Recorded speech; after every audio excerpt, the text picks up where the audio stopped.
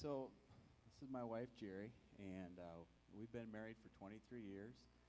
We have three children, Luke, who's 22, Emma, who's 20, and Jackson, who's soon to be 14. God has blessed our family in so many ways over the years, but it's been a wild ride as well. So we're going to just try to give you some stories and just a message today about, our early years of not following, not having a relationship with God, and then what life was like after we started having a relationship and bringing God into our marriage. So, Aaron only gave us 15 minutes. So Jason and I, we both grew up in the church. I grew up in the Catholic Church, and Jason grew up in the Lutheran Church. We were familiar with what it meant to go to church on Sundays. We're both the oldest of four siblings, type A personalities, good at school, good at sports. We met at Ripon College, and we got married shortly after that. We are the type of people that know what we want, and then we go and make it happen. We got married, and we were all set to live happily ever after. It was going to be awesome. We both had good-paying jobs. We had a new house, new cars, a puppy. We had lots of family and friends that loved us. Shortly after we were married, we had Luke, and then we had Emma, and we were told more than once we had $1 million family. Things were just the way we had planned them. But we would soon find out that something was missing. We did believe in God, and we decided that as a family we would need to go to church. So Jason joined the Catholic Church, and we even sent our preschool kids to Catholic school. We really went through all the motions, but we were very much focused on what our plan was for our lives and ourselves. So after about 3 years of being married, things really became tough for us. We were struggling in so many ways. We were pretty close to getting a divorce. This picture back here is at my brother's wedding, and I just, when I look back at these pictures, I just remember that time of just putting a mask on for everybody, our family, our friends, and just, it was so difficult to try to live life with so much pain between us and frustration, and things were so difficult, but when we went out in public, we just faked it all the time, and it was such a difficult time. Our hearts were really getting torn. We were going farther and farther apart, and things were going in the wrong direction, and we were pretty miserable.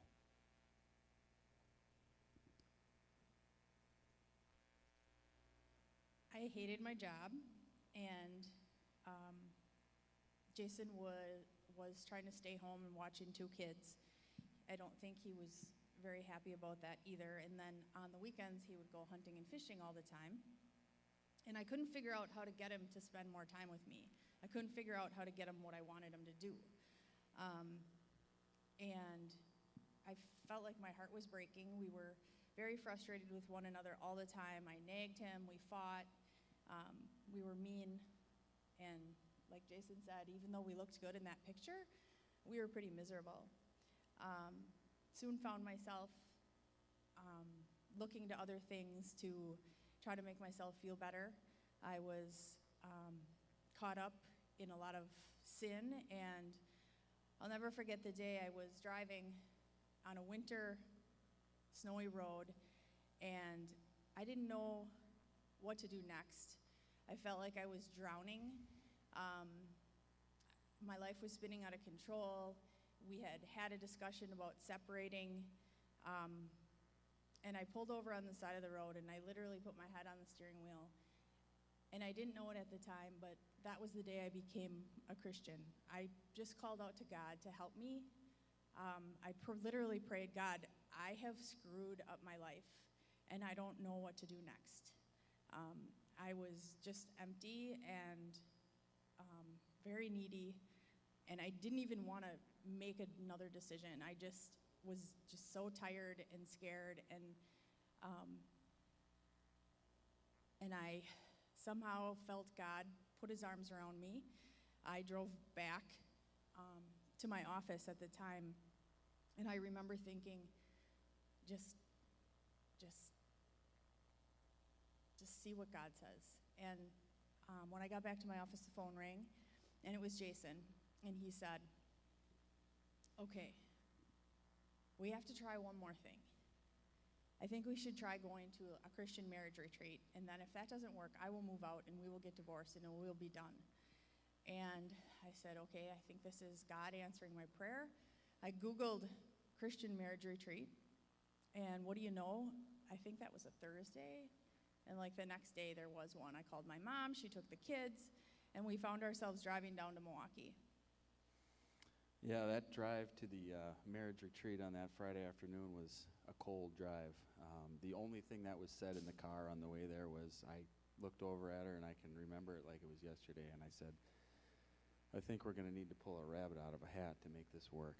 So that was the start of something better. We didn't want to be divorced, but we didn't know what to do. We were so broken and bitter and full of unforgiveness. We didn't trust one another, and we didn't trust ourselves either. So after the weekend was really like the beginning of us just starting to see that maybe there was hope, and that there was a better way to live our lives, which was scary because it involved giving the control to God. I think we both thought we were in control, and then we just lost it. So we had to take baby steps, but God opened the door for us to move forward, and we learned a lot about forgiveness and faith. Yeah, that was a very, very difficult time, but it was also a time where, like, just starting to have a relationship with God, a personal relationship, was just eye-opening. It was amazing. For the first time, we started to, we went to church. It wasn't just a formality. We went there to grow our relationship with God and our relationship together, and it was just a time where, there was just a different sense of importance in our life. I just remember, like, when we went to that marriage retreat, Christian music was brought into our lives. I had never listened to a Christian song in my entire life. I didn't even know it existed. So, listening to Mercy Me and Casting Crowns and Jeremy Camp and all these, like, I had that music on, and we played it, and we listened to the words, and it just really helped us. We had new relationships, deeper relationships with other Christian people. We to this day feel like God put angels on earth just for us. There was people that came into our lives that helped us through that difficult time. So deeper relationships. Jeri mentioned it before. Like, I always, my release in life was going fishing and hunting. It was just what I did, and I tried to get away from all the reality of life by doing that.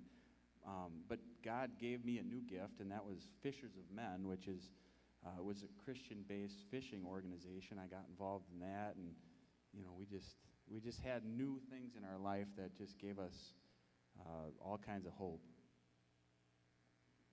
We got baptized, and we slowly built our relationship back with a new foundation of God. And we also began to live our lives not just for ourselves, but to serve others. And that was really, really new for us.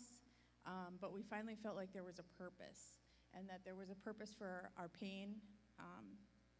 And our purpose was to love God and to love one another. And during that time, we really learned what love was, and that love wasn't just a feeling, it was a verb. And we were able to feel God's love for us during those times. And he blessed us with Jackson. I think the picture previously was the baby, so he's our third baby. And I get really teared up because I think that we almost wouldn't have had him. Yeah, and we had so many amazing things happening, but we also were realizing that life is not easy once you start a relationship with God. I remember, like, reading in the Bible and reading about, the Israelites and God's people, just all their struggles. And for us, like, we started to realize, like, that struggle is real, even for us. But the great thing was is we had God, and we could get through anything with Him, and it was amazing. There's some pictures up here.